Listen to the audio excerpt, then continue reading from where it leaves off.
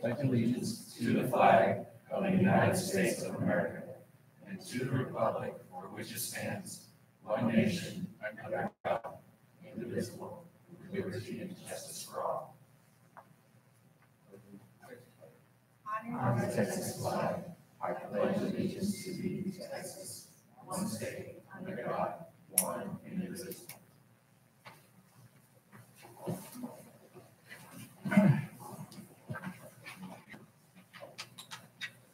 On the notification today, introduction and roll call. Introduction and roll call. Mr. Daniel Gallagher. Here. Mr. Blackwood. Present. Ms. Leanna Harding. Here. Mr. Jason Olson. Here. Mr. David Montemayor. Here. Mr. Alejandro Flores. Here. Ms. Melissa Myers. Here. Mr. Del Leon. Here.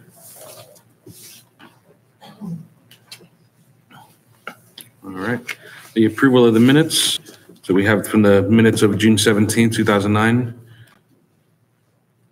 If anyone's had a chance to review those and motion to accept the minutes as presented. So moved. Is there a second? Second. All right, any discussion on those minutes? All right, all those in favor of approving? No opposed, motion passes. All right, on to Superintendent's White. President, Montemayor, let me say, this is your very first official board meeting as president, so congratulations. President Montemayor and board members, at this time, we have a special presentation by one of our own board members, Mr. English. So, Mr. English, if you would like to go to the podium.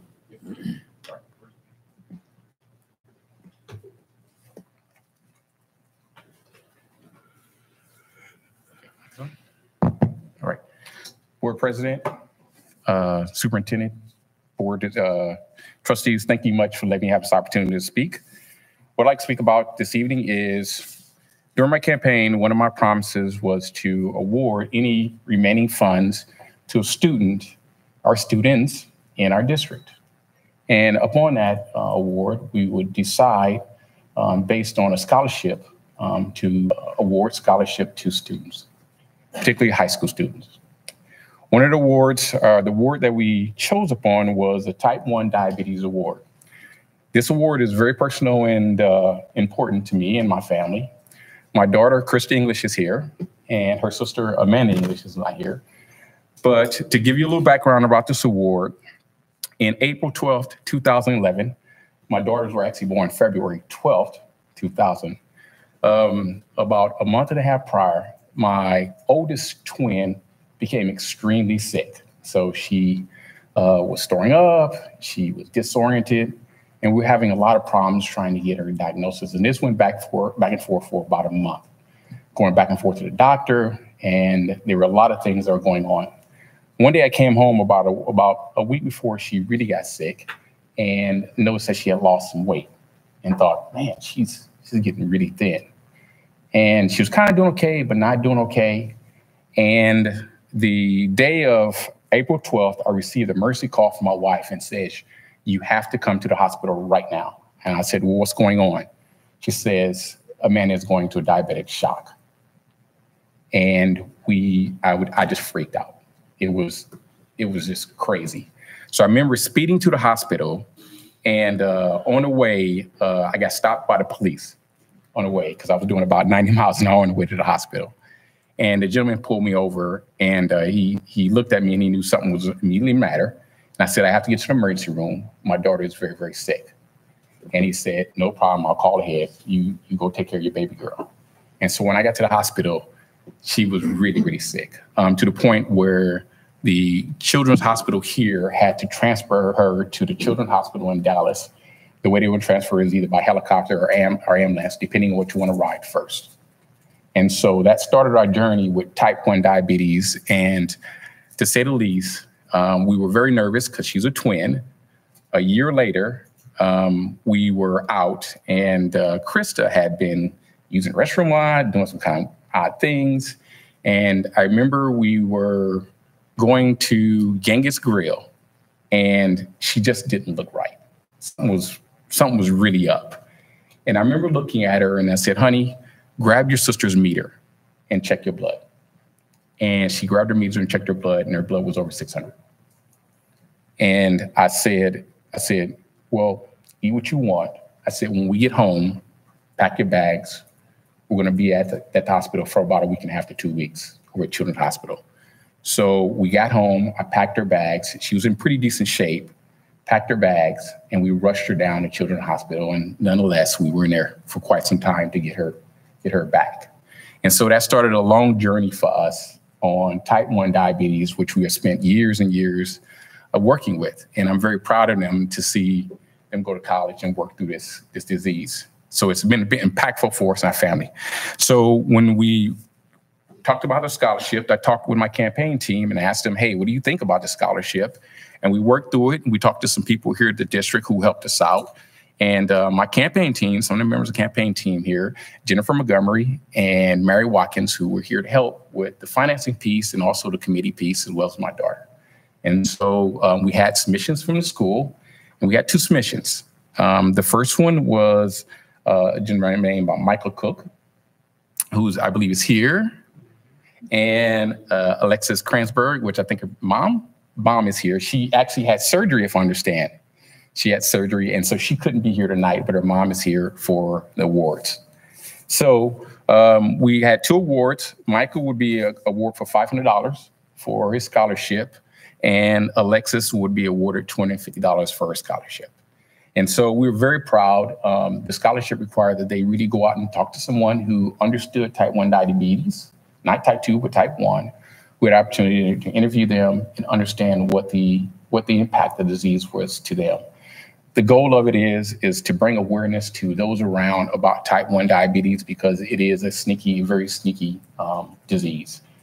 Kids in school could be sick, they could have headaches, they could have stomach aches, they could get disoriented, and people don't really understand what's going on. And it's a very easy check, which is a prick on your finger to check if your blood levels are rising or falling. And so it can be a very, very dangerous disease. So with that, I would like to congratulate Michael, who is going to Xavier University of Louisiana. He has a 4.43 GPA. His submission was heartfelt. He spent some time really looking at and visiting people who had type 1 diabetes and understanding about the disease. Alexis, she's going to University of Mary Hardin. Both of them are going to be medical students, and that was one of the requirements for the scholarship, is that they in the field of medicine. My daughter, Krista, is also going to school of medicine. She was going to Baylor. She's now transferring to Worcester, and she is studying to be an orthopedic surgeon. My other daughter, Amanda, she is going to Johns Hopkins, and she is studying to be a neurological surgeon. So we wanted to keep it in the field of surgery. So at this time, I would like to invite up Michael Cook and Alexis Kransberg, mom, Mrs. Kransberg.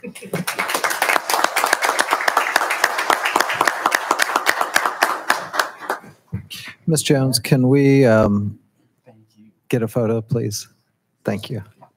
Mr. English, Yes. we're going to get a picture of. Okay. All right. Yeah, I don't know. And Is it wrong? Jennifer and Mary, come on up. And while they're walking up, can we get some lights on? I'm not sure if the lights are off for a reason. All right. Thank you, Jesse.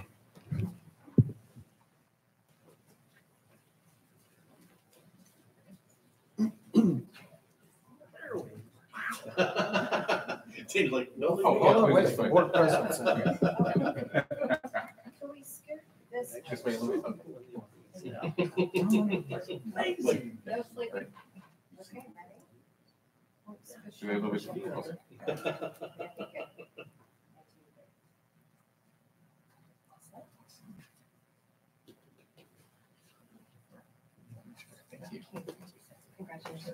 ready? Thank you very much.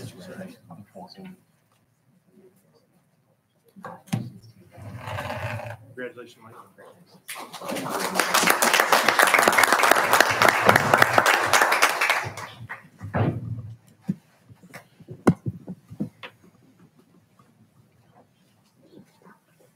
Mr. English, thank you for that presentation, and to our students who took the time to learn about type 1 diabetes. I appreciate you, and that was a well-deserved honor, so thank you so much. Next, I would like to ask another board member. We have another presentation on leadership TASB. Mr. Dan Blackwood, if you'd go to the podium. Mr. Blackwood, I will tell you, just graduated from Leadership TASB, and he'll tell you all about it. It's something we're very proud of for him completing that. It's quite an honor. Not very many school board members across the state of Texas are accepted into the program and actually complete it. So, Mr. Blackwood, thank you. Thank you, Superintendent Gallagher, President Montemayor, and the remaining trustees. Thank you for allowing me to address the board this evening. I'm here tonight to provide a summary of my experience over the past year with Leadership TASB and the program and everything it entails. I originally learned of the program when I was at Winter Governance in February of last year. There I had the opportunity to meet and speak with several members, graduates and alumni of the group and the association, and actual several members of the TASB Board of Directors. During that time, they explained a lot about it, and it really intrigued me how it allowed you to learn so much more about just your district and learn about a lot of other things going on in the state. In June of last year, I submitted my application and found out afterwards that I was selected. There were actually over 120 applicants, and they only picked 35 from the entire state. So I felt very, very fortunate of being picked. There we go. Our first session was at the state convention last year, and there we found out again that I was only one of 36 trustees out of over 120 applicants. We learned that our fellow classmates were from some of the largest districts in Texas, Houston ISD, down to one of the smallest, Bluffdale ISD. As a comparison, Houston has over 200,000 students, Bluffdale has 243 students. We came all the way from the Arkansas border all the way to El Paso, from the Texas coast all the way to the Panhandle. You can see in there in the state, those are all the areas and the districts that we came from. We learned in our first session that in an awkward situation, a true leader assumes the burden of the conversation. We experienced an annual celebration for all Leadership TASB graduates where we learned that LTASB is a program with legacy. Graduates stay involved in the program even after they are no longer trustees. The people that are on the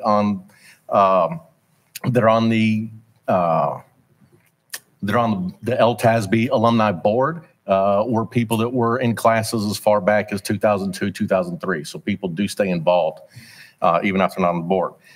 We also, at that first session, learned about our research project for the year. We were provided a choice of subjects that affect schools and students. Each subject comprised themselves of 2 groups of 3 individuals. We were then to decide upon a book as the basis of our research topic. We were then told we would provide the results of the research along with the other book on the same topic, because there were 2 teams of 3 for each topic, at the final session, which was last month in Fort Worth at SLI. That would be the primary deciding factor in whether or not we graduated and earned Master Trustee designation. During that session also, we learned that although we are all trustees trying to do what is in the best interest of our students, that meant many different things depending on your school district and where you came from. Our second session, we traveled to the Amarillo area. There we visited tiny LaForce ISD, student population 175, of which 90 are transfer students. So you really have to look at that. That district lives and dies by the transfer students coming in that district. If they did not come in, that district would cease to exist. We learned that a top-notch education does not depend on school size, even though there are only 2 roads in town that are paved and there is no business in town. We learned about Pirates Passionate Fridays. I'm sorry, that's a bad tongue twister there. Where community service and curriculum go hand in hand. Here, the students choose their own community service project for the year and work with their teachers on how it can be intertwined with the curriculum. Last year, seniors were repainting, and completely replacing all the street signs in town, many of which were illegible. You couldn't read them anymore. They'd been so long since they were since they'd been put up. We're the only CTE program in the district is a carpentry programs that the students build, sell, or donate storage buildings, backyard sheds, to the town residents or anyone else that wants them. That's their CTE program. We also visited Canyon ISD. Canyon ISD is very unique itself. It incorporates two towns 15 miles apart with nothing in between. It's desolate. One of the towns is growing at an extremely fast pace, and the other one is slowly dying. It's dwindling. The community attends separate schools, but work with each other to make a better school district. There, they also have a very unique program they've instituted at both their high schools. We learned the students can be turned loose on the campus during designated times, and education flourishes and is productive when it's student-driven. Students at both high schools have a full period every day where they plan and coordinate their own activities. All groups, clubs, and organizations are approved and must meet curriculum requirements. It is the student's responsibility to show how their activities fit into their curriculum, submit plans and activities to the staff sponsor, and ultimately provide detailed reports on how to use their times during their periods. So they actually have to report on their time, and it gets turned in, and it fits into the curriculum, and it turns into a graded subject. Their clubs do.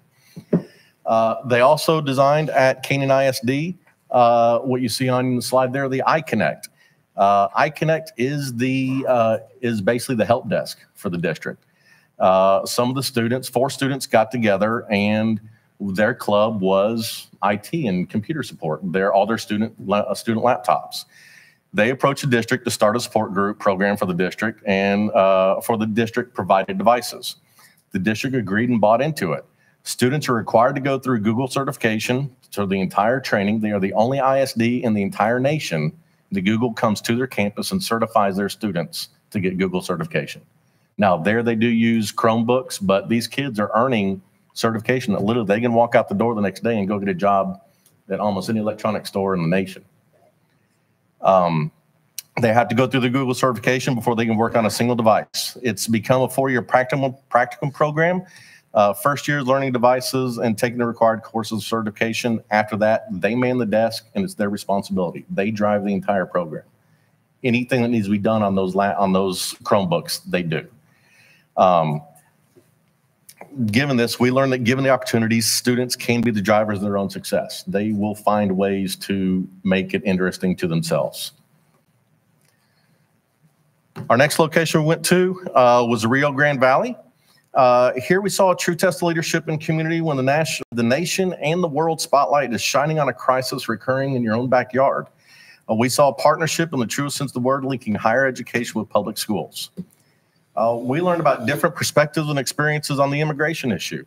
We visited the wall. We learned that it was actually a fence in most areas, and we visited with Border Patrol agents and learned the perils they face on a daily basis. We visited organizations assisting with border crossers with clothes and food. So we did actually hear from multiple sides of the equation. When we visited the school districts, they told us some of the issues that they deal with. When, same thing we deal with here, but we're dealing it with 5-10 students in a campus. They're dealing it with 75% of their student population. We also learned that the mission for providing a solid education continues without regards to the student's background or place of birth. Just so you know, the Harlingen ISD, they have done something very unique. They've done with their health services group, or health services profession building. It's really amazing what they have there. The picture that's there is an actual full functioning ambulance that they have. The district built it out and everything. The students man it and everything. If there is an issue that goes on in the district, once the students get their CPR certification and other certifications, they're the ones that man the ambulance. If it goes out on a call, the students that are in class jump in that ambulance and they go to any calls that happen in the district. So there is still trained nurses and doctors that are there with them, but the students are the main ones that drive the entire program. It's an investment, kind of the same way we did with our culinary arts and our food truck. The next session, our 4th session, we went out to Tyler ISD. Here we visited Bullard ISD.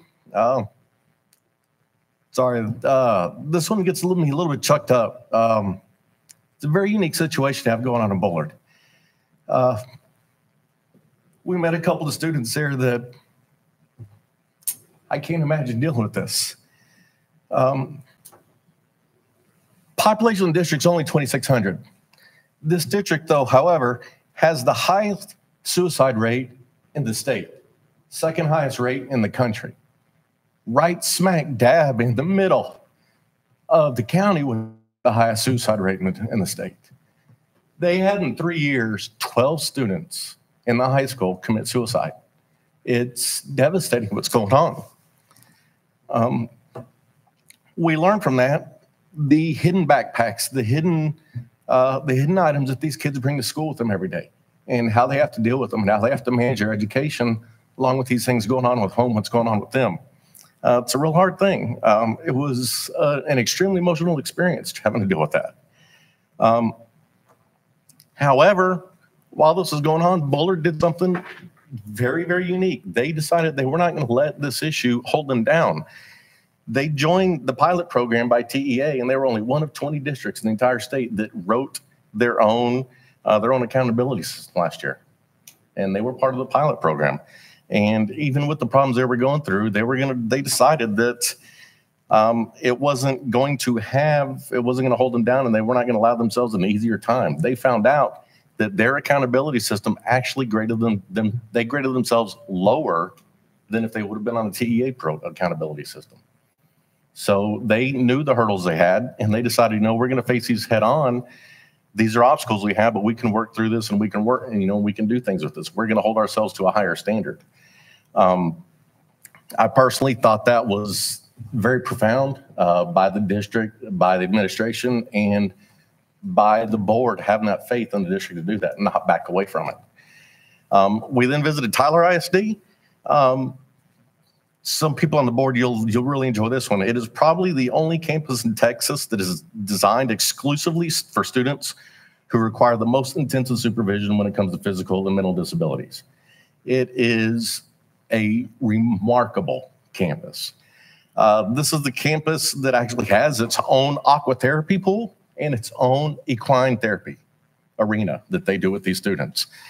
They have specifically built the entire school building around these kids and their needs and what they can do for them. It is partnered with an elementary campus, and they have a common playground area in the middle. So these kids are not excluded by themselves. They actually do have interaction with other students. So it's a really unique opportunity. If you ever have a chance to go out there, they do allow public tours to come in. I highly suggest going out there and taking a look at it. It's an amazing program that the nation is looking at right now. We also had the ability to sit down and one evening out in public in Tyler Square and hear about some of the personal stories of life in East Texas.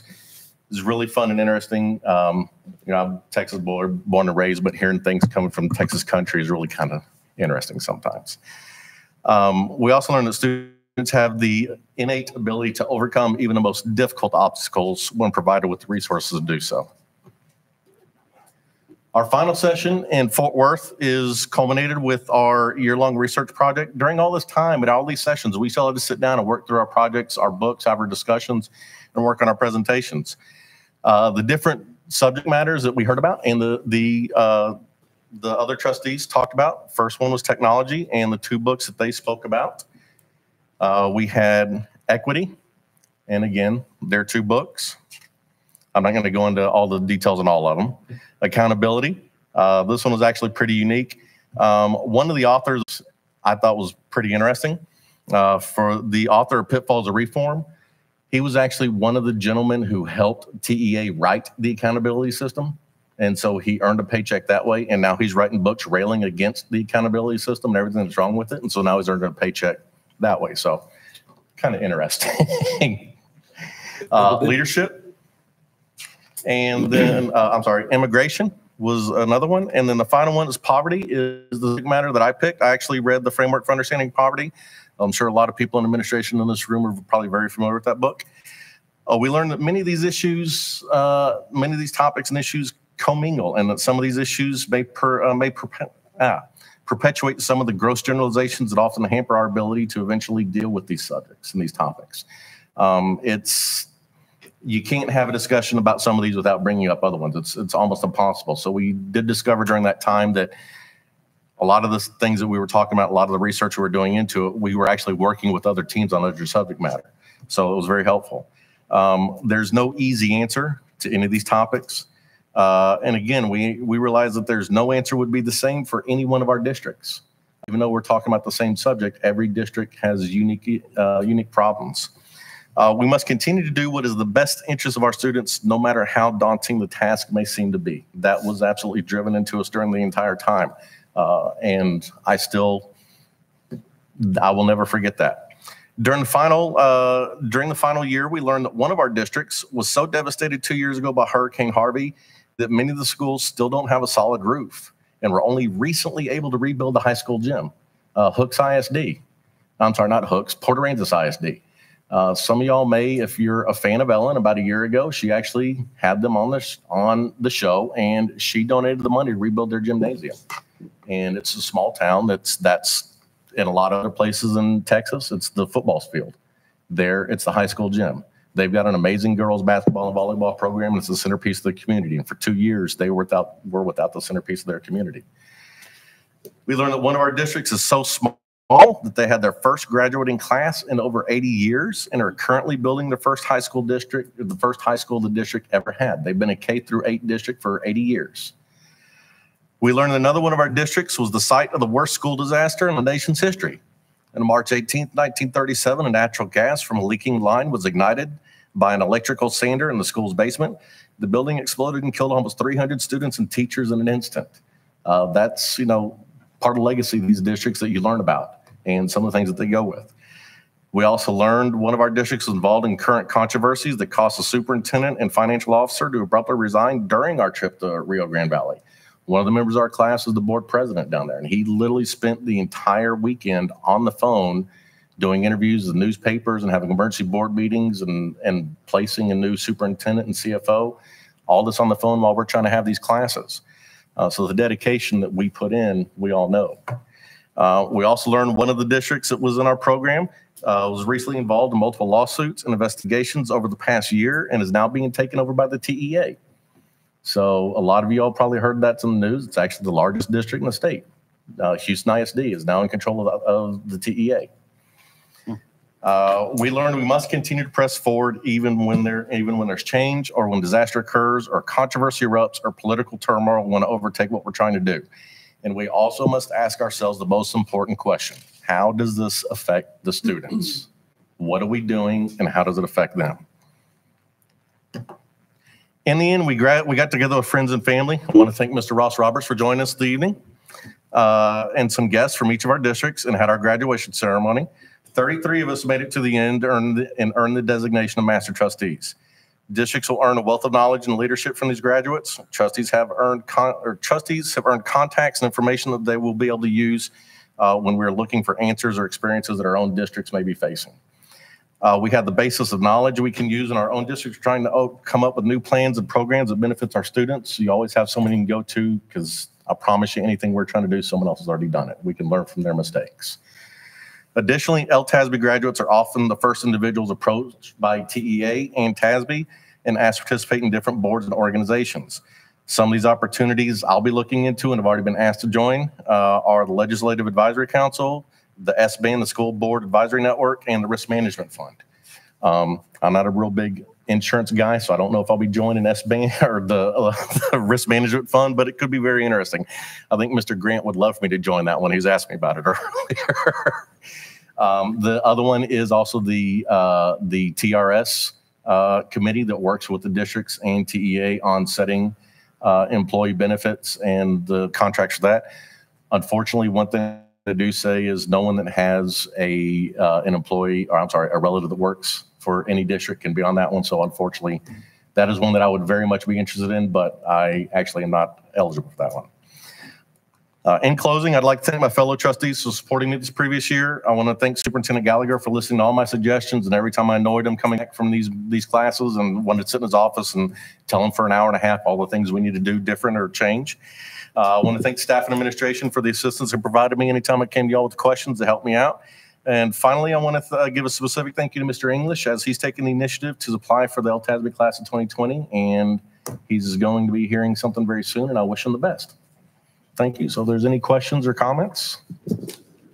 I just have a quick comment. I just want to say thank you, Mr. Blackwood, for your dedication. And obviously, the role of a school board member is one that it can consume you. You know, you can put a lot of time into it, and it's a volunteer position. But at the end of the day, you made a comment that basically, is it good for kids? Is it best for kids? So I appreciate your work for Little Elm ISD, supporting our students, our teachers, but also taking the step with Leadership TASB, because there's no way for a school district to get better than to work with other districts, to listen to other teachers, other administrators, and share those ideas. So, I welcome those, and I appreciate you for doing that. So along those lines, I want to congratulate Mr. Montemayor for this is your official first board meeting as president. But I want to take a minute to thank our past president, Melissa Myers, and for all that she has done for the school district as a president of our board of trustees. You know, each one of these members up here, obviously I mentioned they volunteer their time, they're dedicated to our students, to our kids. But the president plays a little bit different role, and I think Mr. Montemayor is learning that as he gets phone calls from me or other staff members. We really, really appreciate the support that this board gives, but that role of president is one where their phone is always on, because they're always in constant communication, not just with me, but with other board members as well. So, Mr. Montemayor, thank you for serving as president. But I want to say a special thank you to Ms. Myers, because you have served, I think, the longest in recent years for 3 full years as board president. So I want to thank you, and we have a little, just a recognition plaque that we want to present to you, along with Mr. Montemayor. If you want to come up, and we'll get a picture, and just a way to say thank you from our board, and thank you from administration for your service for leading the board as president. I think we'll go over there.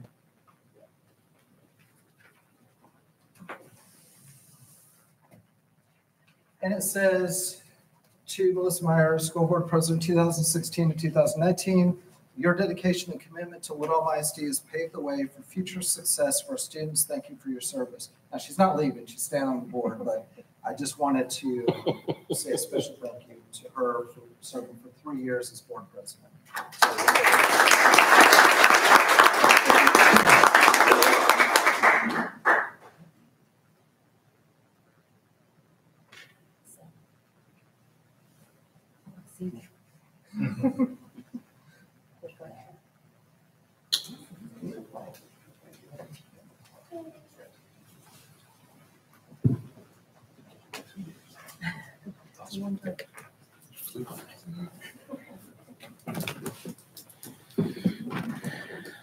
All right.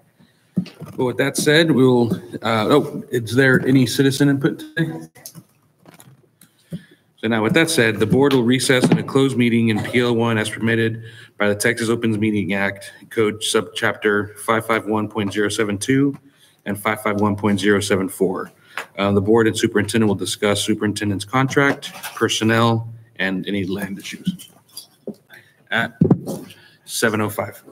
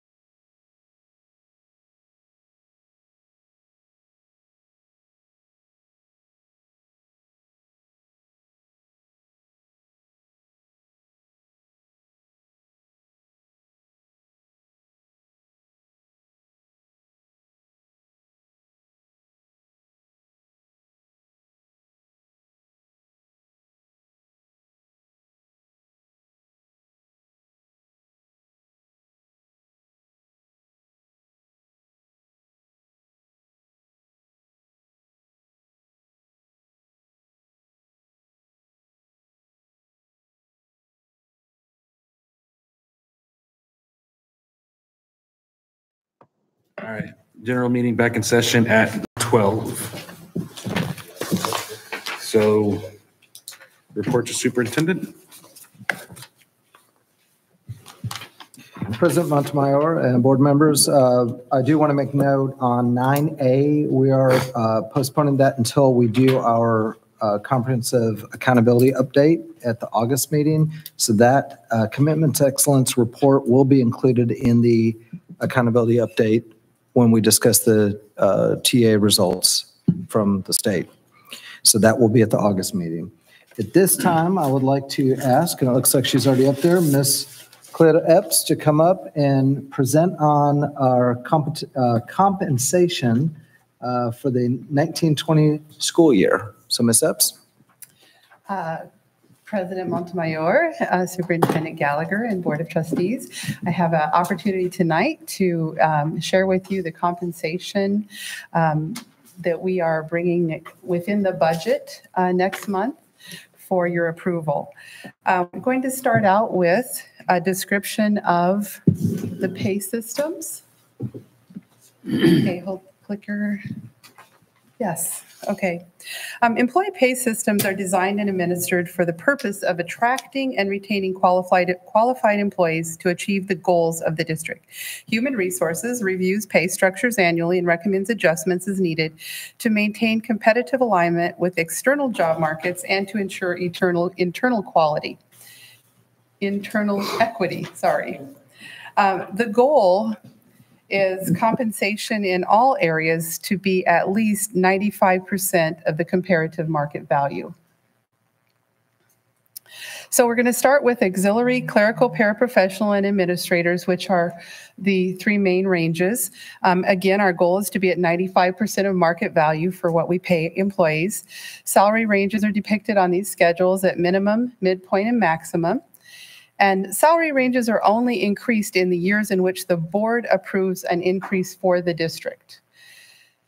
The exception would be if market analysis determines the range to be significantly lower than 95% of market, and this could require an adjustment. And for example, last year, the 2018-19 school year, we did a review and analysis with TASB and determined that custodial salaries, the range was too low for the market, and the entire range was adjusted. So in cases like that, that would be an exception to this.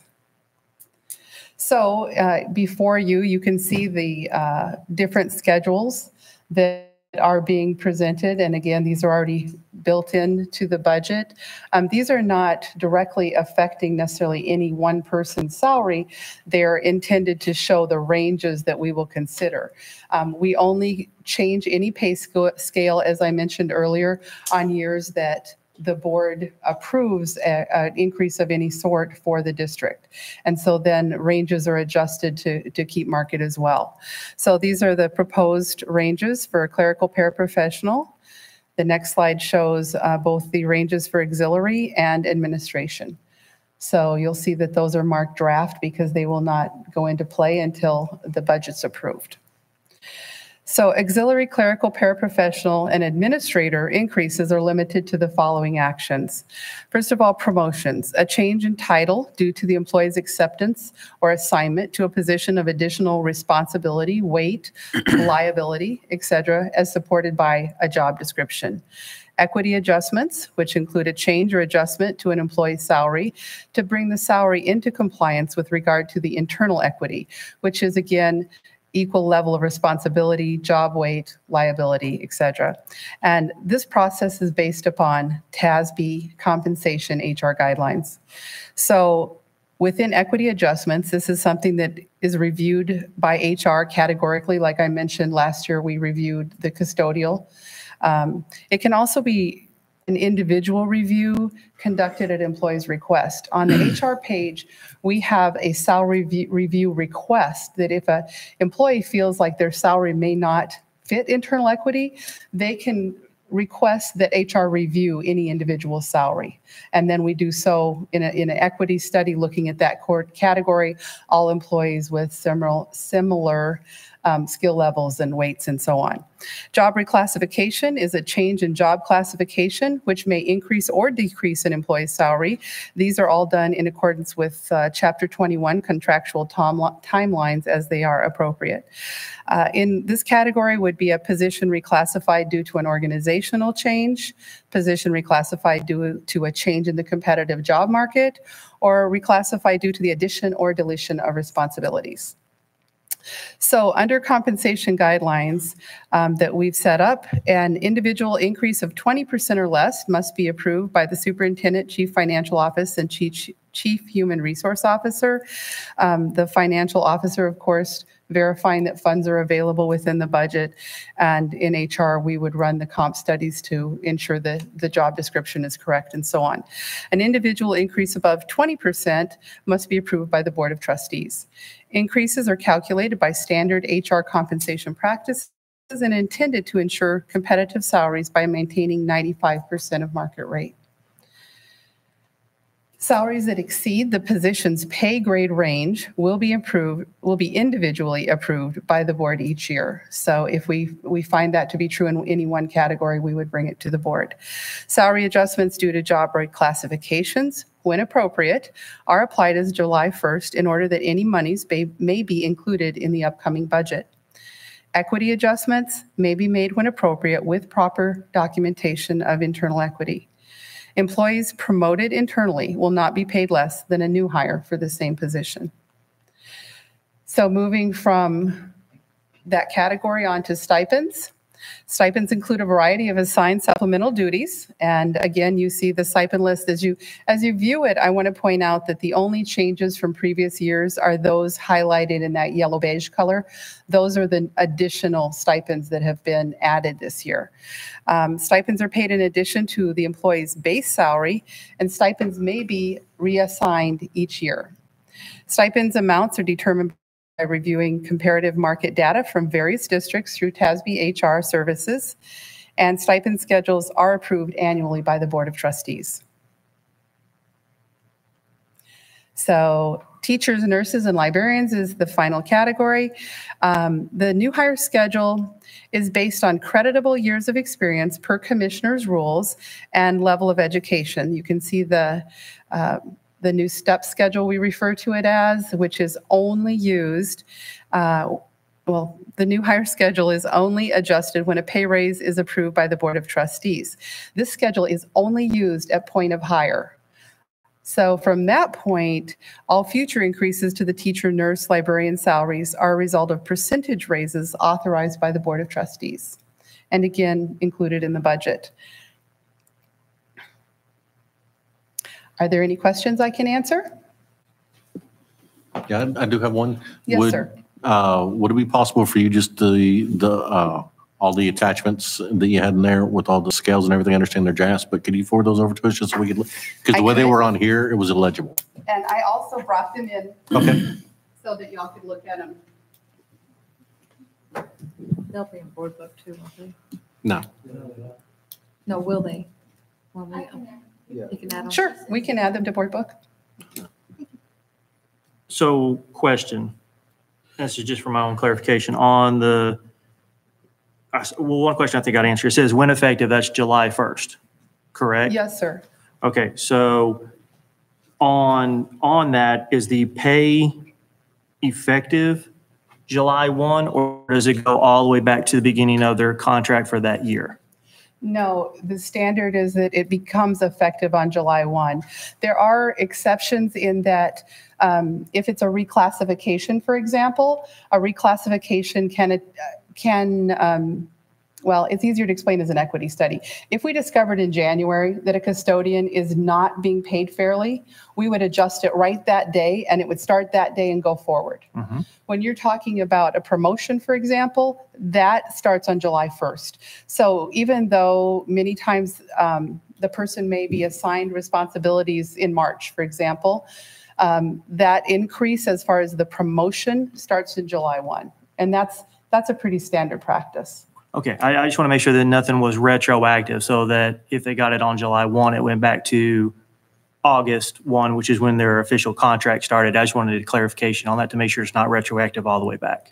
It is not. It's July 1 is the beginning of our fiscal year for And that's HR. regardless whether it's equity, reclassification. Not if it's equity, because if it's equity, like the custodian example, let's say you're a custodian and you send me an equity request that you want me to check your salary, then I'm going to go back in and look. And if I see that, oh my gosh, you're being paid $3 an hour less than you should be, I'm going to fix that immediately. Right, but it's still not going to go retroactive to the date it's effective. It's from the date That's of what I discovery. guess that was my question. I wanted to clarify that the raises, when they go in at effective date, to your point, whether that's Correct. January 1st, July 1st, but it's not retroactive to the beginning. That is correct. Okay. So these contracts are all effective July 1st. It's the fiscal year 7/1 through The June. stipends, the salary, everything, yes. Teachers are on starting 8/1? What you approve takes effect July 1st, but teachers are on a 10-month contract, so they don't actually start until August, and so their first payday is in September. Okay. Because it's a lag. It's a month lag for their payday. But then it's confusing, I'll grant you, because then we take that amount and we divide it into 12 so that they don't ever skip checks in the summer. And so even though their first payday is September, a teacher will run September 1st through August, but the current salary and step schedule goes into effect as soon as y'all approve the budget. Okay. So it catches them well in advance of them actually receiving a paycheck. Okay. So when we did approve percent of wages or anything, it's all baked into that 7/1 number. Correct. So if someone did get a reclassification or an equity study as of September 1st, it'd be that rate, that's what it is, or would it be that rate plus a 3% or 4%, whatever we did for? Well, yes, mostly, but for when you do an equity study or when you do a promotion, let's say, you don't double dip. So let's say that the promotion caused you to get a 5% overall increase or a 10%, whatever. We wouldn't go back and do the 10% and the 3% that you awarded. That would be double dipping. Okay. Right, Yeah, that was my question. Right. Okay.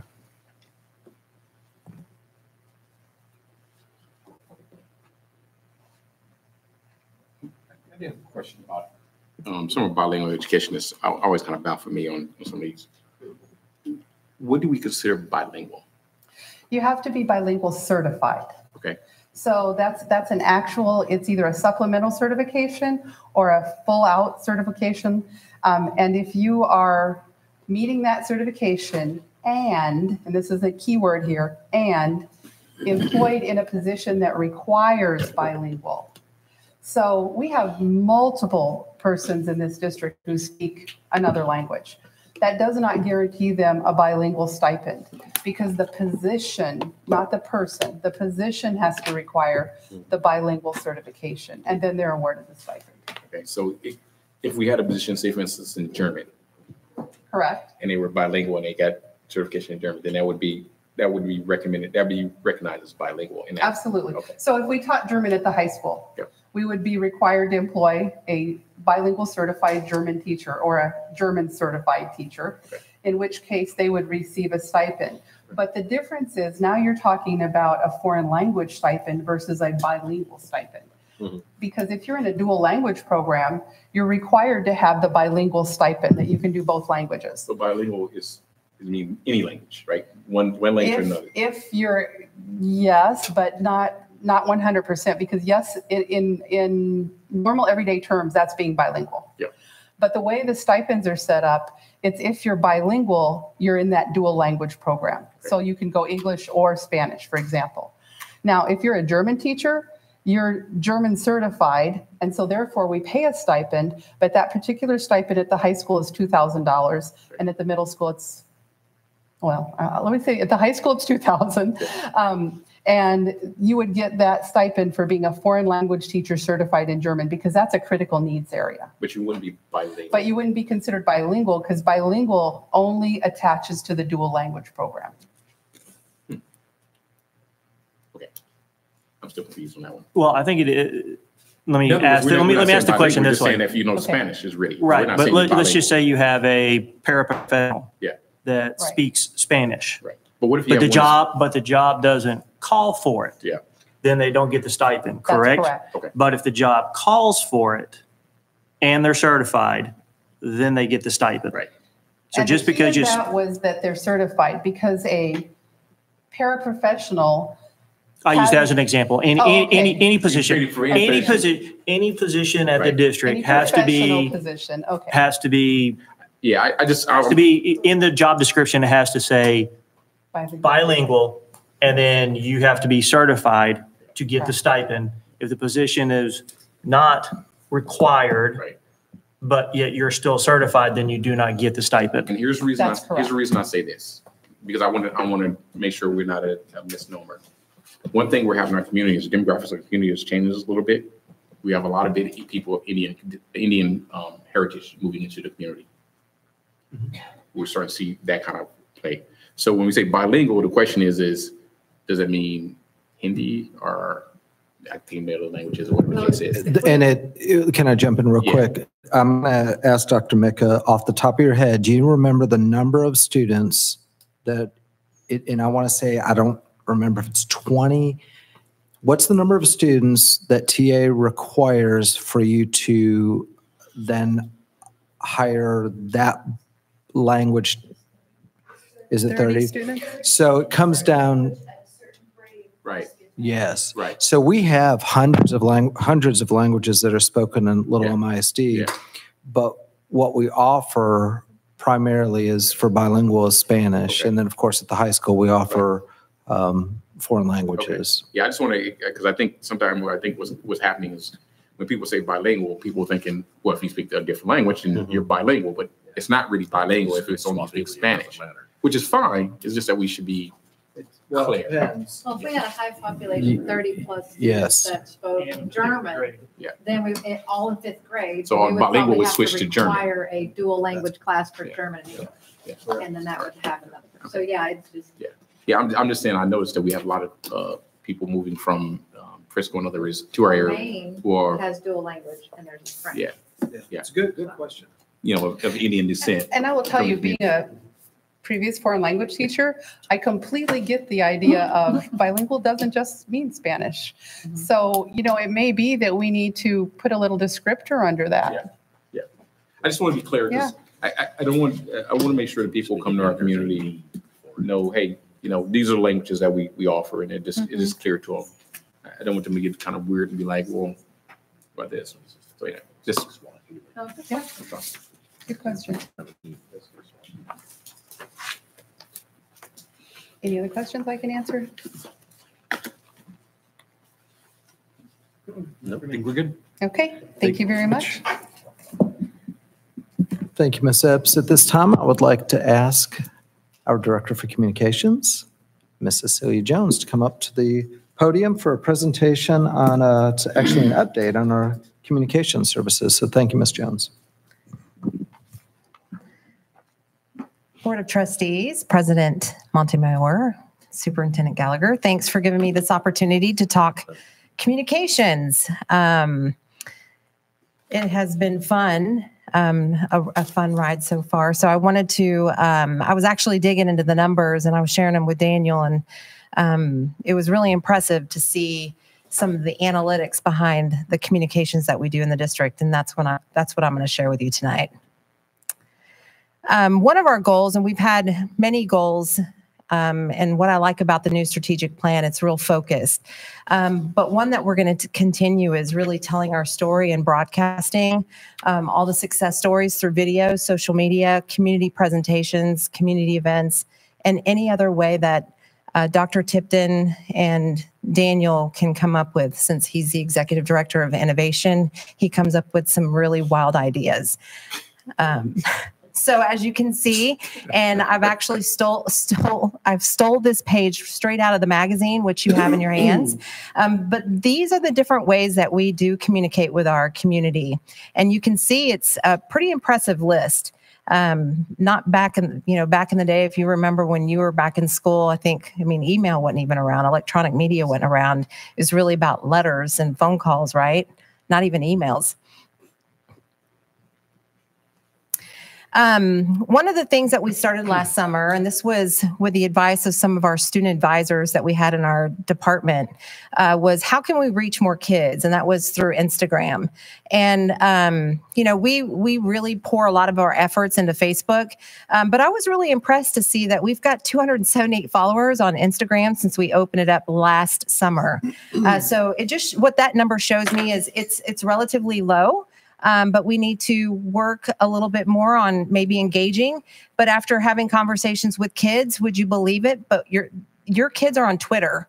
And so we're hitting those kids and sharing that information with them. We're really getting the information to the targeted audience that we want. Take a look at that number on Facebook.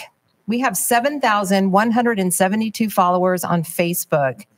And I went back and counted from August to May, how many posts the district has made. And we've made 571 posts. And just before the meeting started, the curiosity person inside my brain was like, I wonder how much that's grown. So I went back, and as far back as Facebook would let me. In 2017, we had 5,881 followers, which means we've grown over 1,000 followers in a couple of years. So that means that we're saying some cool stuff. You know, people want to be engaged with what we're saying, or the messages that we're telling people. On Facebook, we've posted 50 videos. I've created a lot of videos, but in that year, from August to May, we've posted 50 video posts. Looking at the analytics on that, we've had over 10,000 engagements. With 58,000 minutes viewed collectively. I would say that it was all on one of my videos. Of course, yes. Yes. If you look at Twitter, we have 4,664 followers on Twitter. I can remember a conversation I had with Sandra when she first opened her Twitter account. And I said, I promise if you tag the district, we're going to increase your followers because we got a lot of people following us. And it's helped her. She is a rock star on Twitter. If you guys don't follow athletics on Twitter, Sandra Howe is behind all that. She does a great job with the athletics. Of those tweets, 438,000 tweets, impressions. And I had to go and look at the definition. That means times people saw the tweet. So every time we're tweeting something, it's being seen by a lot of people. 15 videos with the superintendent. Just this morning, I grabbed him I should preface that by saying I pulled him to the side over by me and I said, hey, you want to do a quick Facebook Live? He's like, yes. So any chance I get, and he even tells me, hey, what do you think? And we do quick hit videos. One of the things that I came to him was, let's do these Ask the Superintendents. I've always felt that a scripted individual is not really a believable individual. You know what I mean? It's not really genuine. And so for me, having a conversation with somebody you can engage and connect with. And so really by doing the Ask the Superintendent and keeping it casual and short and sweet, because we know our audiences are doing 1,000 different things right at that moment, they're going to be more inclined to watch. And plus, it just shows that people side, you know, and I think people like to see the human side of us. I am proud to be able to take those magazines and drop it on your desk because I wasn't sure if I was going to have that to show you. So I'm very pleased that the magazines were delivered today. And I ripped open a box and I said, I'm grabbing enough and I'm putting them on the desk because I need these guys to see it. I'll tell you, it's something that I see it at these conferences I go to. I really want to start it, but I just know how monstrous this project is. It was a 3-month process to get this magazine complete. And thanks to everybody who contributed. It was not me by myself. It was, Dr. Mika, Ross, Rick. I didn't know he was he was I think he's an aspiring journalist because he wrote some stuff. And he was great. I mean, he was the first person to write something. They were second. And that was in the month of April, I believe. But I think the magazine came together nicely. It's a great representation of who we are, what we look like, what we're about. And what's cool is we're going to put those in the hands of all of our teachers at convocation and staff members. They're going to have it in their bags. And then we're going to put it in the hands of all of our kids at our campuses. We're going to shop it around to our local businesses. Dr. Tipton, he's so excited. He's ready to throw them in the back of his truck and take them around to our home builders and realtors. And it's just a nice little, it's about the district wrapped up in a nice, pretty package. And it's just everything you want to know. I'm really proud of that work. Not to mention, we've really worked with DFW Child this spring to get our story out there. In spring, we did a story called How to STEM Anything. I don't know if you were able to catch that article, but it was in DFW Child and it was in every regional magazine. So it had a reach, there we go, of 50,000 copies made, and the online article reached 12,556 people. That's amazing. And we really wanted people to know that we're a STEM-focused district, and that was a way to get our story out there. Our website, I had to double check this number because I was like, 350,000? That seems a lot. But that's true. Since July of last year to today's date, we've had over 350,000 visitors on our website. And I went back to when 2 years ago, that was over 700,000. So our website gets a lot of traction and a lot of visits. Speaking of website, I don't know if you've noticed, but we just refreshed the template, and we did that July 1. On the back end, it looks the same. It's the same. We're still with Blackboard. When you look at the website, it's a nice presentation of what we're about, but it's still generally the same concept. You've got your menu bar at the top. You've got your floating gallery. And then when you scroll, you can't scroll because this is a screenshot, but because I was like, how do I scroll?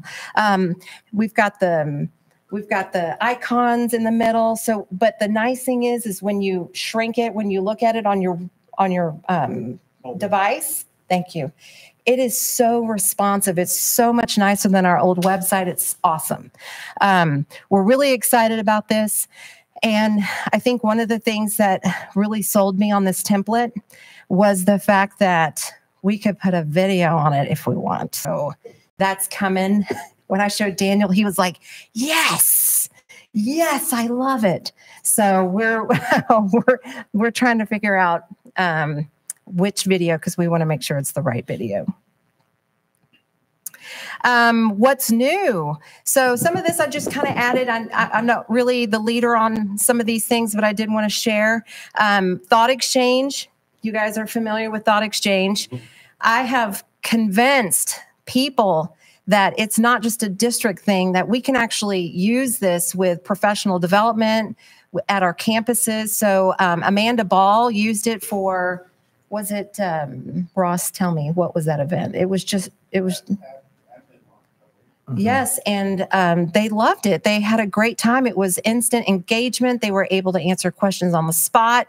It was a lot of fun. And so now we're talking about how can we bring Thought Exchange to our campus leaders to stay engaged with not just their parents, but even their teachers and maybe even students. And class. Our evening class is actually moving to a new time, and that's a Tony thing. He's more than welcome to come up here and talk about that too. Yeah, Tony, can you clarify that really quickly? Tony's so shy. Yeah, so instead of doing a wholesale switch of class to the daytime because we're afraid we might lose some people, we're going to make sure that we either add a session or replace one session of class and move it onto a campus. So that was a really, really good idea that came out of some input from, I believe, from the board. So, and while you're there, do you want to talk about the business breakfast? Sure. And one of the things that we're super excited about is we're going to extend class this year to another level. And so on the Monday that we have class, that very next Friday, we're going to invite the same people who presented at class are going to come and do a mini presentation as an open invitation to all of our local business partners. And we're going to call it Friday Business Breakfast Update. So we're going to serve breakfast, invite our businesses in, just another way to engage with them and let them know what's going on in the community face to face, shake their hands and really thank them for what they do. And we're hoping through that we can get even more engagement from some new businesses to come in that want to know about the district. So super excited about that one as well. And that is all. Any questions, comments, thoughts? Keep it up. I love it. You like it? I have a video. Awesome. You like it? Yes. Awesome. You guys finish my Good. scene? Glad you I like have a it. suggestion for the video. I have the one that's signed here, so I don't know whose this is. That's mine. Okay. Oh, here, we better get back. There's Yes, a sir. great one of Daniel running across the field with a flag. Order around. Well, he says that. We'll do a video on that. We'll put that video on the And we'll website. put the music underneath the what's Chariot- that, chariot 70s? music. Chariot. Yeah, that one, yeah. That'd be fun. Yeah. I do very have one good. comment. I'm sorry, do y'all have more? I do have one comment. I want to say a huge thank you to Ms. Jones, Dr. Tipton, and Casey Bain for their work. The three of them have made a phenomenal team. When you gave me this opportunity, one of the things that I told you is I wanted to make sure we're telling our story and really promoting the district so people know what we're doing. Well, they rose to the challenge and really have gone above and beyond what I had envisioned. And a day doesn't go by that I don't see something that, Cecilia's putting on Facebook and I'm retweeting. So I truly appreciate that team and the work that they've done, because obviously we're doing incredible things in the district, but unless we put it out there, people are not aware. So I truly appreciate the team and communications. So thank you. Thank you.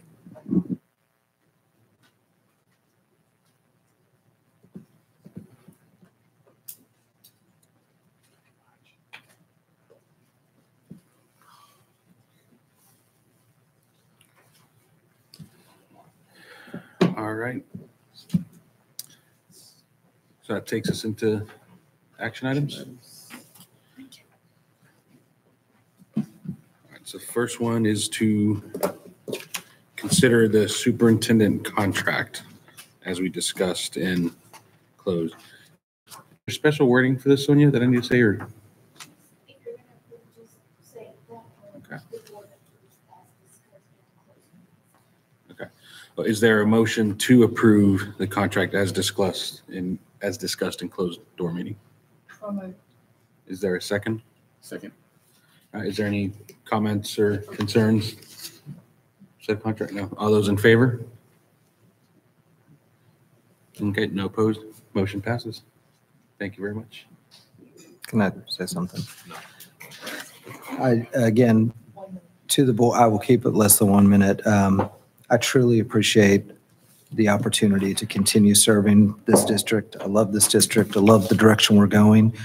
We have a lot of work to do, but I'm confident that as we continue working together as a team and a team of 8, we'll continue moving the district forward. So we'll have a lot to celebrate in the coming weeks with our community and teachers and staff. So thank you.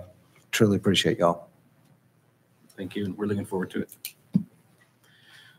All right. Ms. Epps? Again, good evening. I am coming tonight with the proposed policy EK Local. The proposed EK Local policy, as recommended by the curriculum audit, addresses the appropriate and timely student assessment data, which is needed to ensure the complete alignment of the written, taught, and tested curriculum in order to drive instruction and to continuously improve the academic progress of all students. The administration is recommending the approval of Little Elm ISD policy EK Local update as submitted. Is there a motion to accept EK Local as submitted? So moved. Is there a second? Second. All right, do we have any questions? Just because I'm not seeing, is there anything particular that has changed in regards to this? Or is it just brand new? Just want to make sure. I think I know the answer, but I want to verify. I'll let Ms. Mika answer.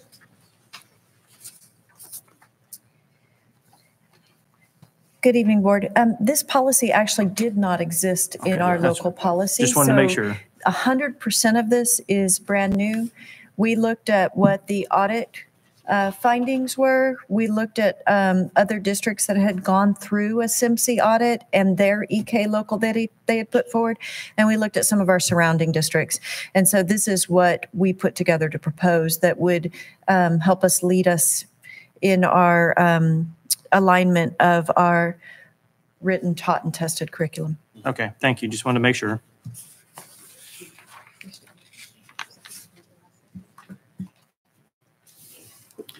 All right, so all those in favor of accepting EK local as presented? Any opposed? Okay, motion passes. Thank you. And Ms. Epps? Again, tonight, I'm bringing proposed policy, which is coming from TASB, the Texas Association of School Boards, Policy Update 113, which was included in your board book. And again, the administration is recommending approval of Little Elm ISD Policy Update 113 as submitted.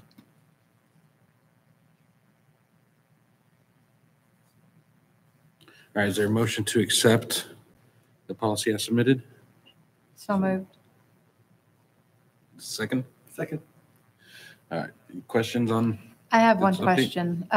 Does and I might have missed it, does this not include the new for the board meetings? Or is that something separate? Because I thought TASB helped us with that as well, like the policy for public comment. And I would invite Mr. Loken to come, and Mr. Loken serves us as legal advisor for all policy. Well, that's why I want to make sure, because it may not fall in this round, but I just want to make sure. And I would say this was a rather extensive. Yeah, it is. It really is. I just want to make sure I didn't miss it either if it isn't here. The policy 113 is basically updating the mostly legal and then the locals that become affected by it. It does not include anything with the board as far as the meetings or anything like that. I believe we are expecting policy update 114 to be released in October. That should include everything from this legislative session. Okay, gotcha. Thank you.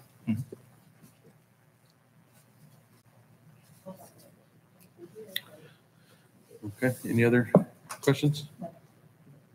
All right, all those in favor of approving policy update 113 as presented? All right, no opposed, motion passes. Thank you. All right, Mr. Anderson?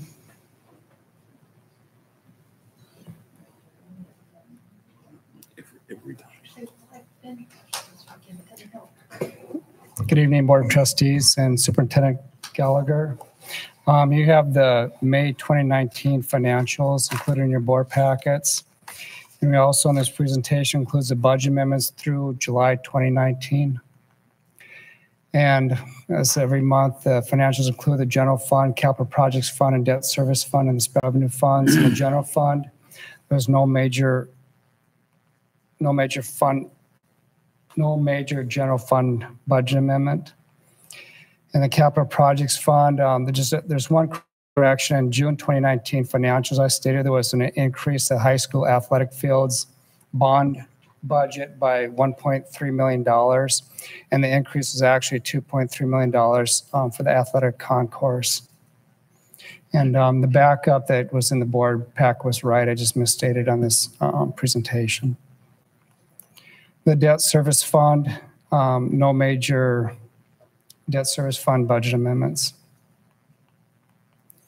And each month I bring the future financial considerations that could impact our financials, the increased annual operating costs for the new facilities, which you see each month, and the financial integrity rating system of Texas, the first rating. This is a required discussion that we have with the board in open session. And I'll just say that this first rating will be going away due to HB3, but we're kind of caught in between the two laws, the old law and the new law. So I'm going to go ahead and talk about that prior to HB3, the school districts used prior year's property values to determine the district's portion of the cost of education. Therefore, when prior year's values grew more than current year values, the district could receive less funding from the state. And that actually happened this year prior to HB3, and we're facing a situation where we could have year over year had a decrease in revenue by about $2 million, we estimated. Now, HB3 changed from prior year to current year property values to determine the district's portion. However, TA again implemented a new first rating, which requires districts to discuss the property value lag in a board meeting. And that was our discussion, and it's going away. And then, of course, the 86th legislative session. I think the administration's done a really good job in assessing and staying on top of the HB3 discussions and also the other House bills that came out of the 86th legislative session, and we'll continue to monitor them. There's still items that will be waiting for ruling from either commissioner or TEA. And these were some of the points that we discussed in previous months.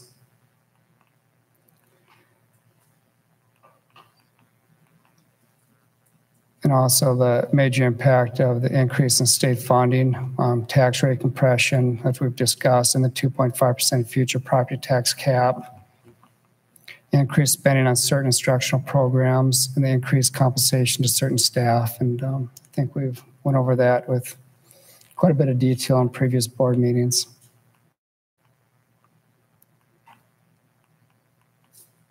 And the ongoing preventive deferred maintenance costs of buildings, the possible slowdown or decline in tax collection rate. Although NHB3 will be capped at 2.5% of revenue year over year, it's a possibility that probably quite a bit out in the future that are the possible increase in TAVs from prior year could even be less than 2.5%, but probably not for a few more years. And we'll talk about our budget more in HB3 in our budget workshop and our budget hearing. And then also we've been considering unencumbering general fund budget from general fund debt and capital outlay, and the sale of the bonds under Proposition B that's actually being refunded right now. And tomorrow the sale will be completed, and we're going to be showing a savings to LEISD by making that financial move. And then also we paid off our general fund leases. And then also we have a capital reimbursement resolution, and the goal is to, of course, free up our general fund with not only debt, but also our capital items, which we've been funding out of our general fund, and we'll transfer that over to the capital outlay program and to take care of our aging facilities. The general fund financials, our proposed amendments, about $47,000, and we're at about 75% of our appropriations are at the campus level. You can see it's a balanced budget, and we continue with the balanced budget. Our amended budget as of the end of this board meeting will be about $75.7 million.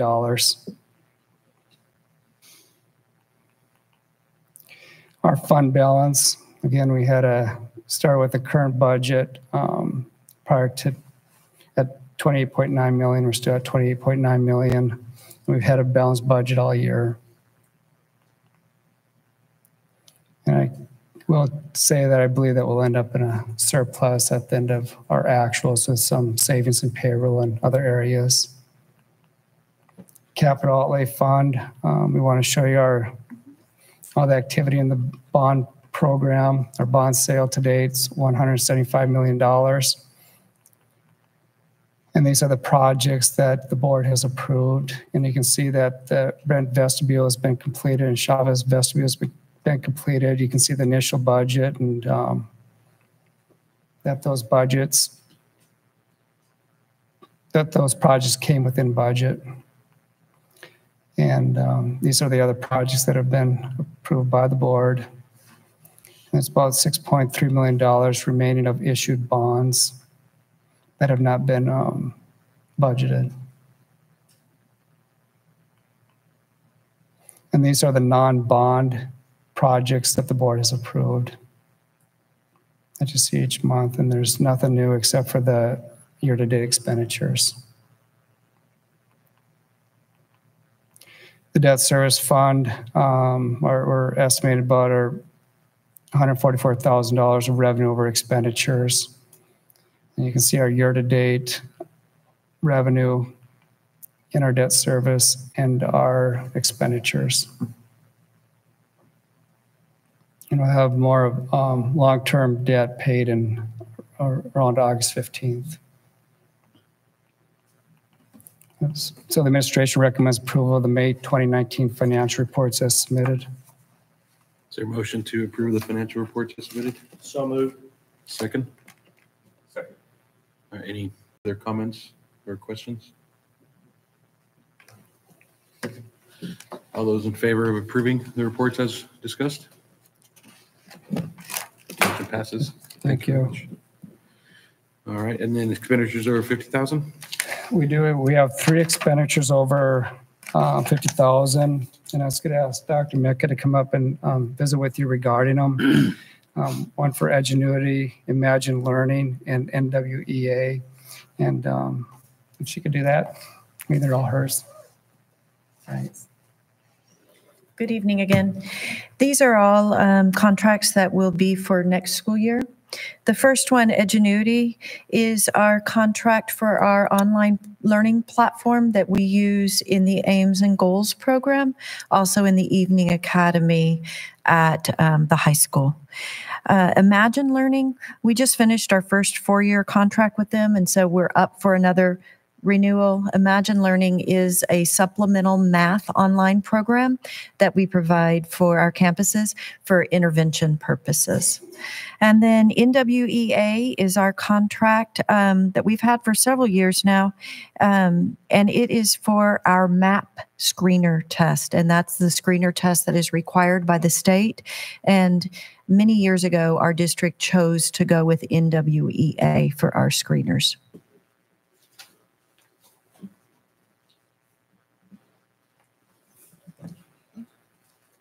All right, is there a motion to approve these $50,000 expenses? So moved. There's a second? Second. Questions or comments on these? I got a quick question. On the Imagine Learning, you said it's a renewal, but on here it says new.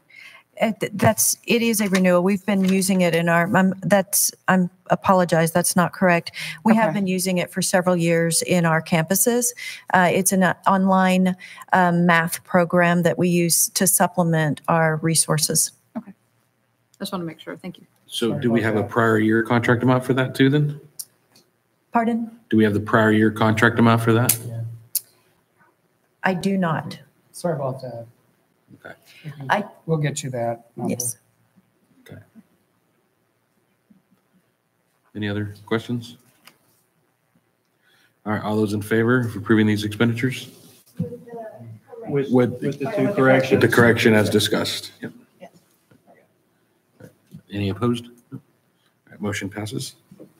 Thank you. Thank you. All right, now interlocal.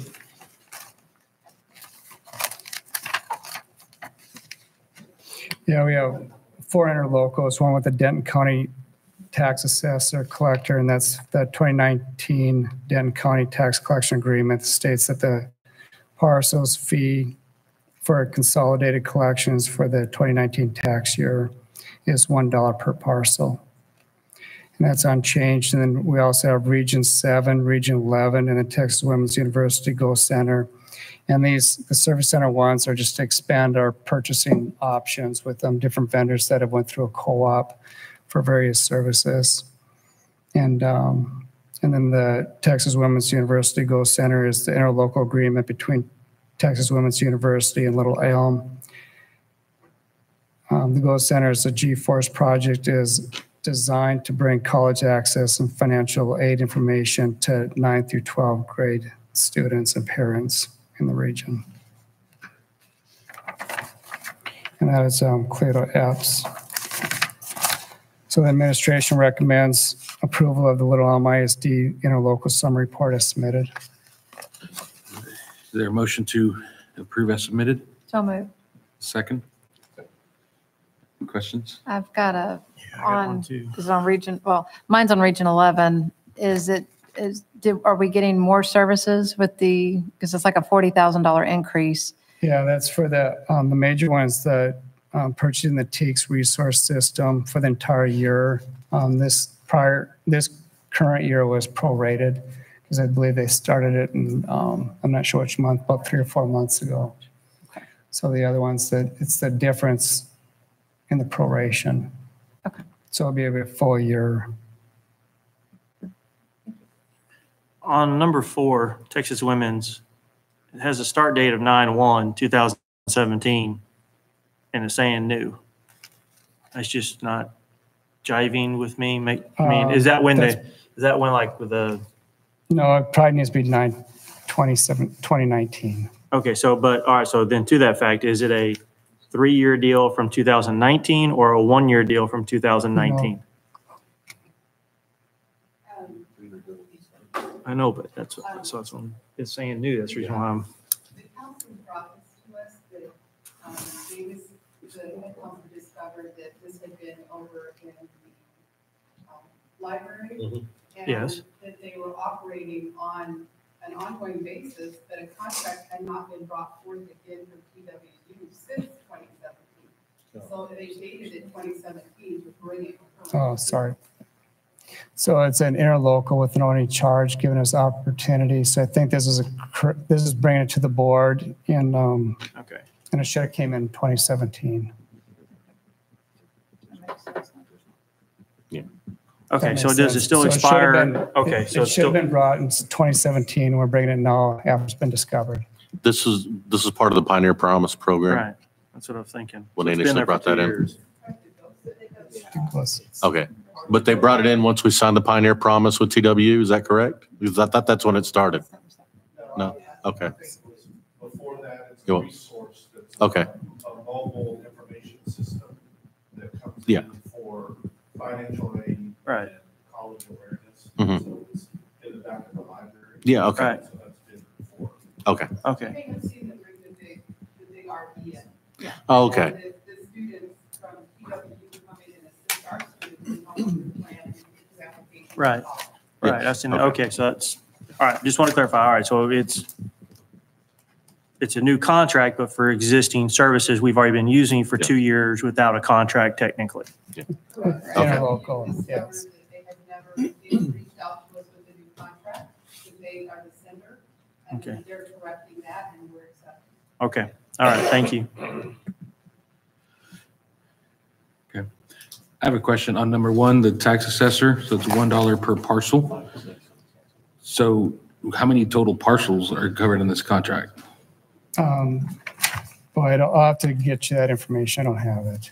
It's, That's why I was, so it's a lot more than $1. yeah, the total dollar on it. I can get you that number. Okay. The rate isn't, the rate didn't go up at all. Okay. Okay. All right. Any other questions? All right, all those in favor of approving this interlocal summary report? All right, motion passes. And Thanks. you have one more. Actually, no, 2 more. So risk management? Yes. So TASB Risk Management Fund, and that has our insurance for property casualty and our work comp and unemployment. The total increase is $100,000, and this is an area that we went up for bid 2 years ago. That we didn't get any other bidders on our property casualty. The market is extremely hard, and TASB has been increasing for the last 3 years in different areas, and whether it was a deductible or the premium. And I think they're making up some lost funds in prior years. And so all the districts are struggling right now in this area, but they're our carrier. So the administration recommends approval of the TASB insurance policies as submitted. Their motion to accept the policy as submitted? So moved. Is there a second? Second. All right, questions? Grant, I think I've asked this of you before. There's no other options at this point because we did shop it 2 years ago. So there's nothing really we have to go out and Yeah, shop for the no. blanket coverage. Yeah, no, we've done a lot of investigation. We hired an insurance consultant, then he also came here, I think he was at the board meeting when it went out for bid. And we looked at other options and, excess coverage and above TASB, and TASB's made also so that we can't break up the policy, that we have to keep it a package. And so right now, TASB's the only player for us, and we've done everything, and we'll continue year after year. And it's not just us; we're also hearing from other school districts that are with TASB, and but right now they're supposed to be a co-op, and they're supposed to be here on the behalf of the school district. It's hard to see TASB increase rates year over year, and I think it's time for TASB to give us a break, and not try to make it all up in this short span of time. Thank you. Any other questions? Okay, all those in favor of accepting the risk management fund? Motion passes. And I have one more. The dates for the public meeting on the budget and proposed tax rate. Yes, this is to set the date, time, and place for public meeting on budget and proposed tax rate. The administration recommends approval of August 19th, 2019 at 6 p.m. at Zeller Center for Learning and Leadership as the date, time, and place to set and conduct the public meeting to discuss budget, proposed tax rate, and recommend the following proposed tax rates: $1.0684 per $100 value for maintenance and operations, which is a decrease of 10.16 pennies, and the interest is sinking at 47 cents with a total tax rate of $1.5384.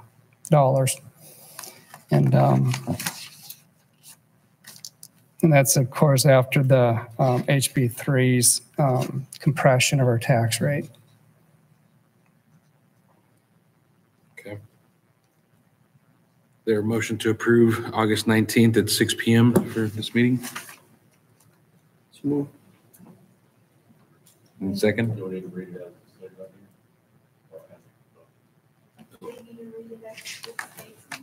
Is the motion? Yeah, if you could. Be good. I move that the board approve August 19th at 6 p.m. at the Zeller Center for Learning and Leadership as the date, time, and place to set to conduct the public meetings to discuss the budget and the following proposed tax rates. Maintenance and operation, $0.0684 per $100 value. Interest and sinking, 0.47 per $100 value. Total tax rate, 1.5384 per $100 value. Is there a second? Second. Any other questions or comments on? All those in favor? All right. Motion passes. Thank you. All right, thank you very much. Mr. Martin?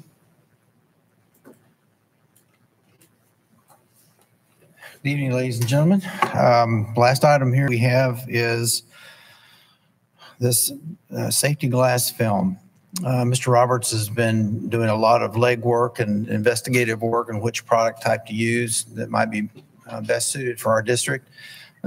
This is a 3M product. It's an 8mm double layer, and it's adhered to the glazed areas of the entrances and low areas that could be accessed by taking a piece of glass to get into the schools. If you saw this on video, there's an example of this product being used at an entrance, a glass entrance.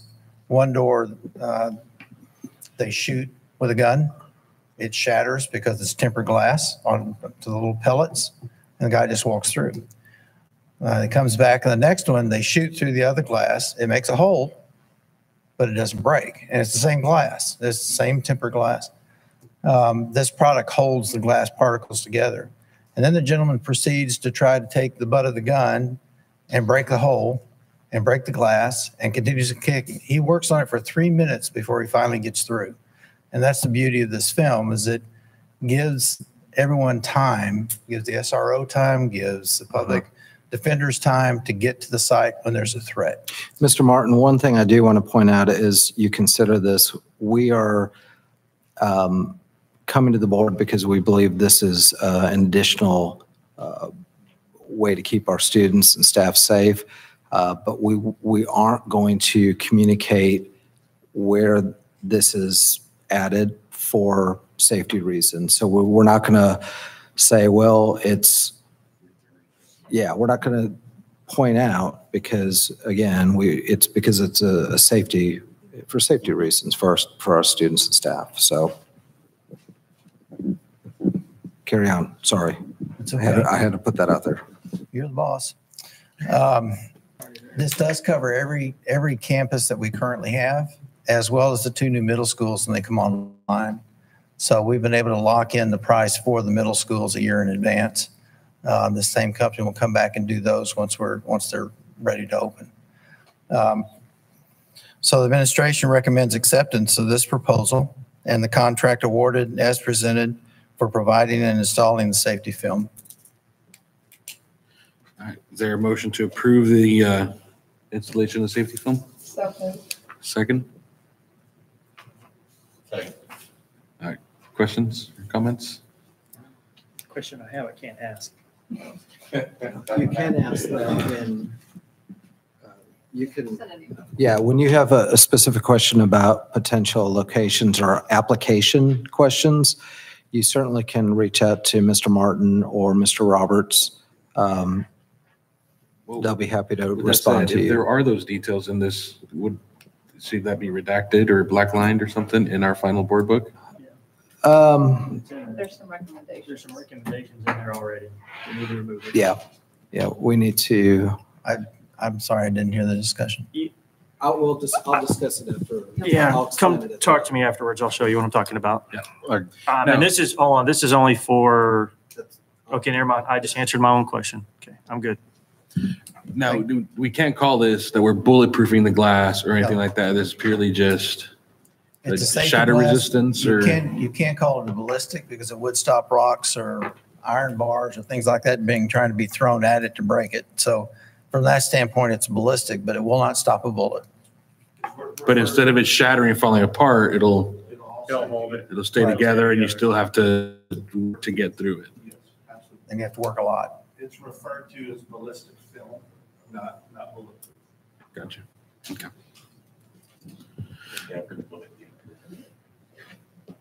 Say again. If they were the bullet getting through it. Shatter. Okay.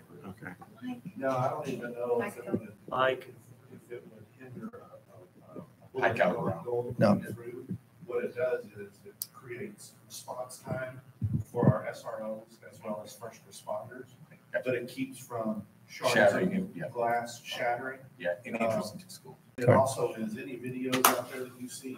I mean, it's first responders with sledgehammers trying to go through the ends of weapons, and it discourages an intruder from going in that area. Okay. Any additional questions? All right, all those in favor?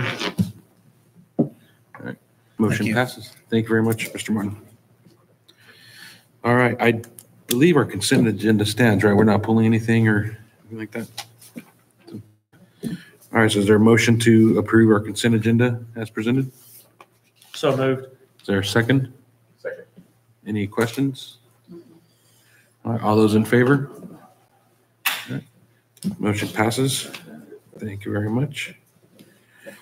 All right. I guess in terms of, for board president comments, we do need to choose a TASB delegate for the September 21st TASB meeting. Is there anybody that would volunteer to be a delegate? Are you gonna do it? I did it last time. Yeah, It's up to you. If you want. I was tied up in El Paso last year. Are you going this year? Yeah. Okay, yes. I nominate Dan. All right. A second nomination. I might be out of the country too. Okay, perfect. So Dan? And you'll be alternate? I'll be alternate. Okay. Perfect. Primary.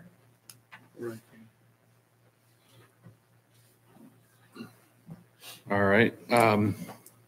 So in terms of my comments is thank you everybody for staying around for such a late meeting. And thank you to the board members for, for selecting me to be president for this next year. And thank you to Melissa for setting the bar so high to live up to that. So I hope I will do as good of a job as you did at least. So again, thank you very much. And with that, I'll open it up to board comments from everyone else. Let's start with Delian. One thing, and then we talked about this thing, time capsules for the middle schools. Where are we on that?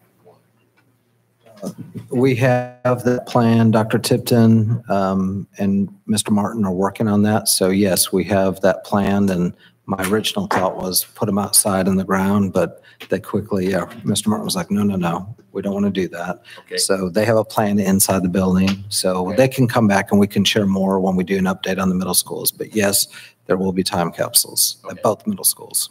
So just for the board, I requested that the board have a time capsule also.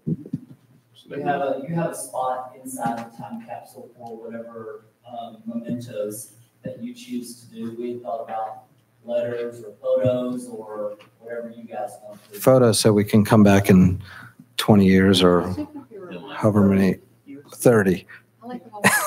See, how long did you guys do it for? Is it 30 years? Can we go further out than 30? A much 30. We can't do that because 30, I'll be 82 years old. I mean, time capsule We can't. must be around. I'm like pushing out 40 years. We can discuss the time. Yeah. Okay. All right.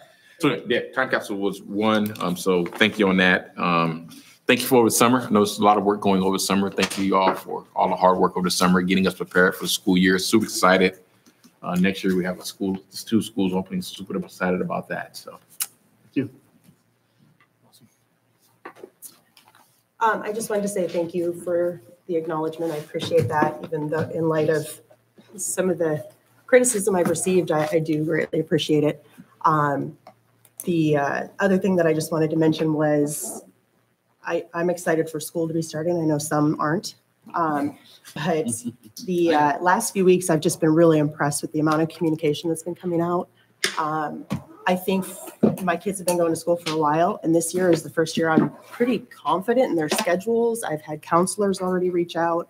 I've just had a lot of good experience so far this year. It's been very seamless. So I just wanted to say thank you for that. I think this going into the school year is going to be very easy, at least for me with 3 kids. So I appreciate that.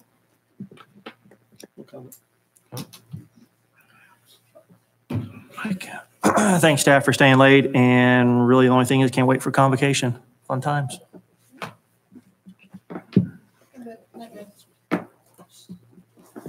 Don't even think about it.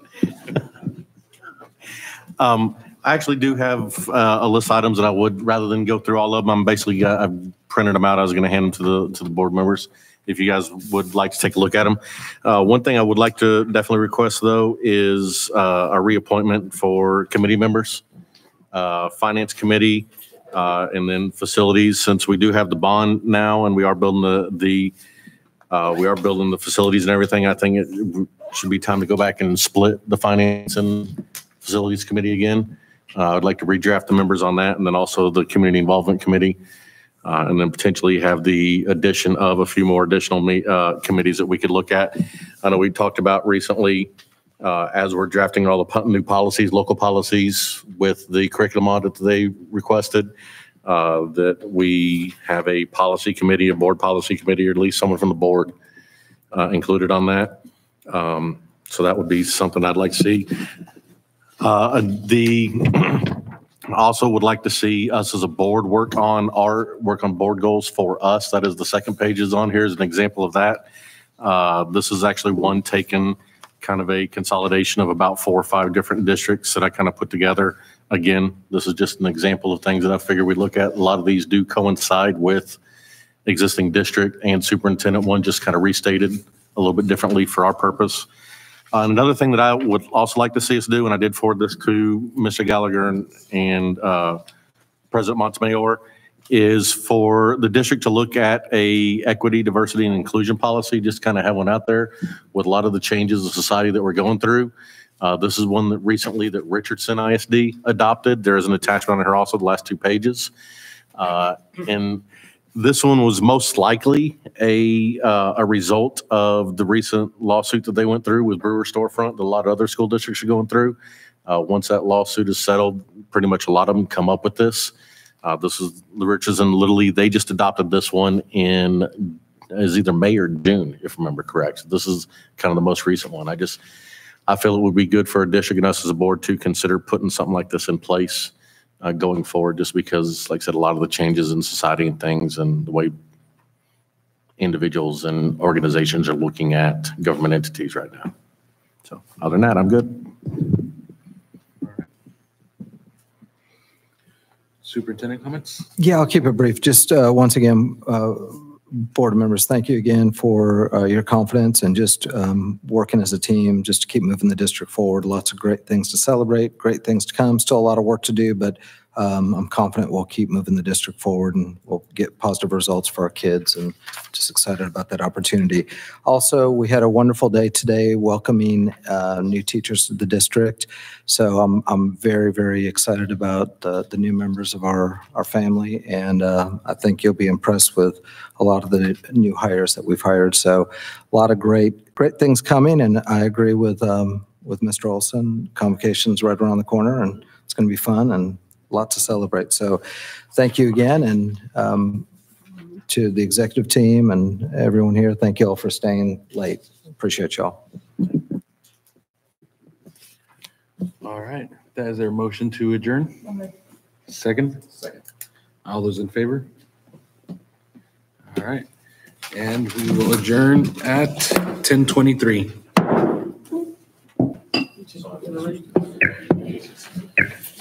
Mike off.